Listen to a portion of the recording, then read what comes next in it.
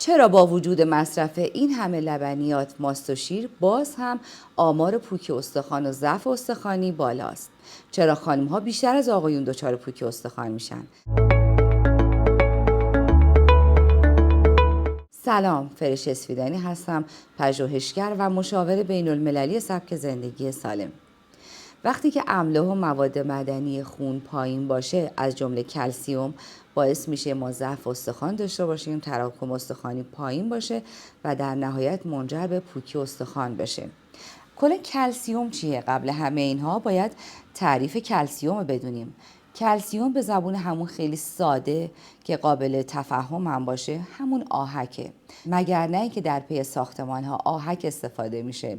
آهک باعث میشه ساختمان محکمتری بتونن بسازن و کسانی هم که از مکمل های کلسیم استفاده میکنن در حقیقت دارن آهک استفاده میکنن. اما مشکلی که وجود داره وقتی که ما مکمل های کلسیم استفاده میکنیم، بدن ما تمامی اون رو جذب میکنه و اضافه اون تو بدن رسوب میکنه و تشکیل سنگ‌های کلگبی رو میده. لبنیات فراوری شده. امروزه ما اون چیزی که در اختیار داریم، لبنیاتی که به وفور داره استفاده میشه، لبنیاتی هستن که نگهدارنده فقط یک بخش خیلی کوچیکی از افزودنی هست. مواد شیمیایی خیلی زیادی بهشون اضافه میشه و ماهیت اون شیر و لبنیات از بین میره.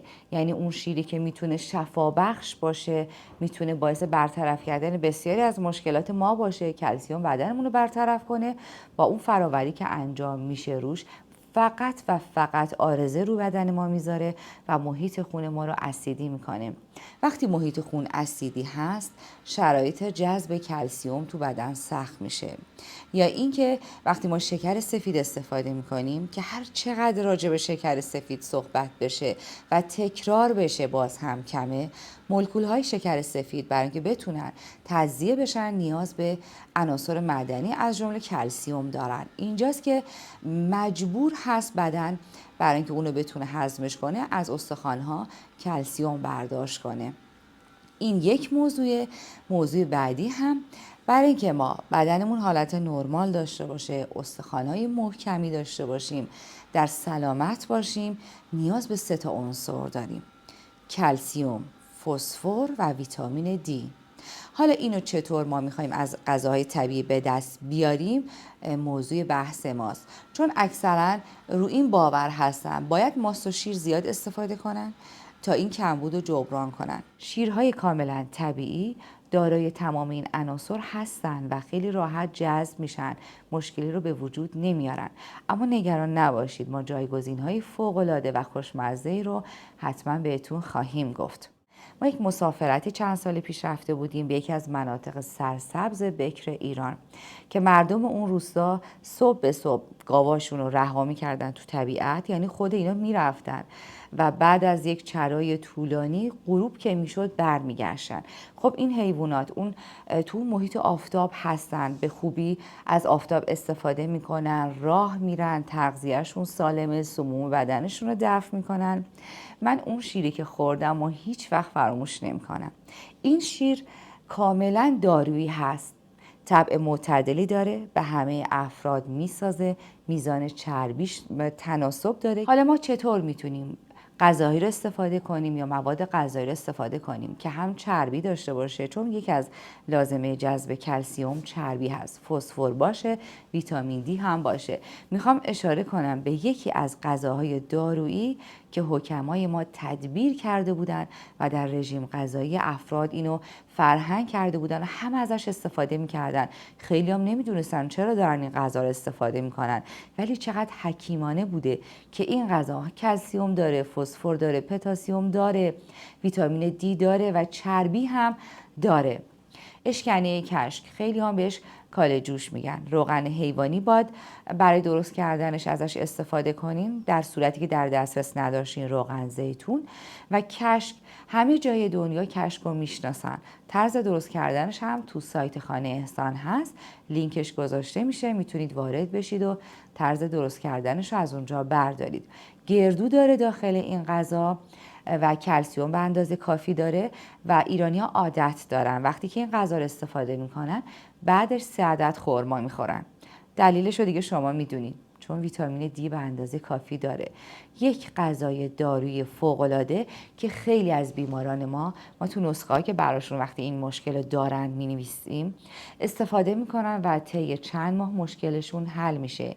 غذای دارویی بعدی که هم حکم دارو داره و هم حکم غذا داره آبگوشت، به اصطلاح هم پرنخود، که به جای گوشت استفاده شده از قسمت دنده گوسفند که سرشار از کلسیومه. زمانی که این غذا آماده میشه که بهتره 6-7 ساعت با شعله خیلی کم و خیلی آرام جا بیفته، زمانی که شما دست به این استخوان میزنید کاملا نرمه، چون کلسیوم خودش رو به غذا پس داده و وقتی گفته میشه آبگوشت یعنی یه غذای دوایی فوق‌العاده که داخلش به داره، گوشت داره، نخود داره، ادویه‌جات و مقداری هم رب سالم.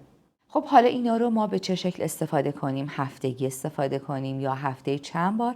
بهتره که هفته چند بار باشه یا اینکه هفته 2 بار. آبگوشت فوق‌العاده است. مهمترین وعده غذایی ما آبگوشت هست و کاله جوش هم یکی از اون غذاهای دوایی فوق‌العاده. تا یادم نرفته از یک فرمول میخوام براتون بگم که در تیم ما بسیار معروف هست. به محض اینکه کسی زانو درد میشه یا اینکه دردهای مفصلی داره، کلا شلوول، سرحال نیست، ما هممون به همدیگه پیشنهاد بدیم فرمول 1 2 3 استفاده کردی.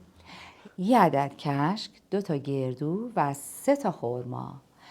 کشک به اندازه کافی کلسیوم داره، گردو فسفر داره و خرما هم ویتامین دی داره.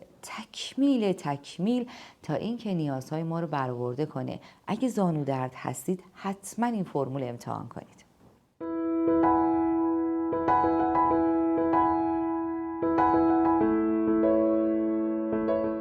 مواد غذایی رو میخوام بهتون معرفی کنم که سرشار از عناصر معدنی و کلسیوم هست. یعنی به راحتی نیازهای شما رو برآورده میکنیم. انجیر، خرما، بادوم، فندق، کلم و کنجد.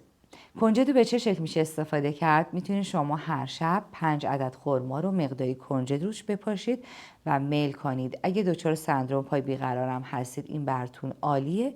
اما بعضی از عزیزان کامنت گذاشته بودن که ما برای سندرم پای بیقرار استفاده کردیم، اون مشکلمون حل شده اما دچار خارش بدن شدیم. این طبیعی هستش به خاطر اینکه فوق العاده گرمه و بدن رو قلیایی میکنه. شما در کنار استفاده از این مورد میتونید مقداری آب زرشک استفاده کنید، آب انار یا آب لیمو ترش تازه تا این مشکلتون برطرف بشه.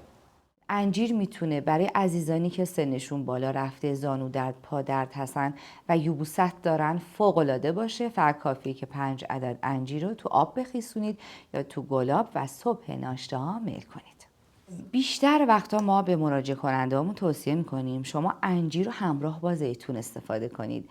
این دوتا مکمل هم هستن و اگه با هم استفاده بشه هم باعث تقویت قوای جنسی، مغزی و اینکه تراکم استخوانی رو بهبود میبخشه و پیشگیری و درمان از پوکی استخوان داره. طرز استفاده از بادوم هم راهکار داره. بادوم بهتره که یک دونه مثل آدامس بجویم. اگه میخوایم که اون جذب اتفاق بیفته باید این حالت باشه. یا اینکه شما میتونید بادوم رو داخل آبجوش بندازید، پوسته قهوه‌شو بکنید، 1 لیوان آب برای هر 1 نفر، 10 عدد بادام، مقداری عسل و کمی گلاب بذارید خوب میکس بشه. مثل شیر سفید و خیلی خوشمزه است. یادمون باشه 10 عدد بادوم مساویس با 3 لیوان شیر کلسیومش. قبل از اینکه نکته پایانی رو بگم، لایک یادتون نره و همچنین اگه عضو چنل ما نیستی سابسکرایب رو فراموش نکنید. شما تو این چنل یاد میگیرید که چطور با تغییر در لایف استایلتون هم درمان داشته باشید و هم پیشگیری از بسیاری از بیماری ها، چه بسا اینکه پیشگیری خیلی بهتر از درمانه.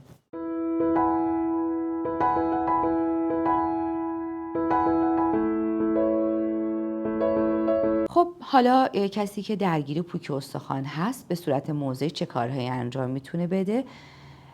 حتما باید روغن مالی داشته باشید. روغن مالی نفوذ میکنه، مخصوصا روغن بادوم تلخ به همراه روغن سیاه دونه نفوذ خیلی بالایی داره و باعث تقویت استخوان ها میشه و جذب مواد غذایی رو بالا میبره. کم تحرکی هم باعث پوک استخوان میشه. توصیه آخرمون حتما به اندازه کافی ورزش کنید، پیاده روی داشته باشید تا استخوان‌های محکمی داشته باشید و جذب مواد غذایی، املاح مواد معدنی تو بدنتون بالاتر بره. همیشه سالم و بانشاط باشید. ضمن اینکه برامون بذارید از کدام کشور هستید، نظرتون رو راجع به این ویدیو بذارید، ما خوشحال میشیم.